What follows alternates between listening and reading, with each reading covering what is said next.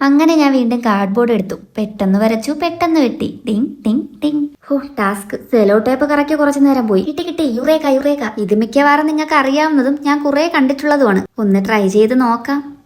12:30 താമസിച്ച്. ഗ്യാസും തീർന്ന്. ഇനി എപ്പോഴാ എന്തോ.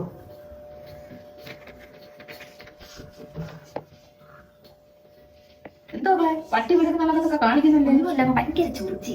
നിനക്കൊത്ത് ചോർച്ചിന് കൂടുതലാണ്. എന്തായിരുന്നു ഞെളിയാണ്ട് ചെയ്യുന്നത്? ഒന്നുമില്ലമ്മ. വയറിന്റെ സുഖം ഇല്ല കുഴപ്പമൊന്നുമില്ല. കക്കൂസി പോണോ? എന്തോ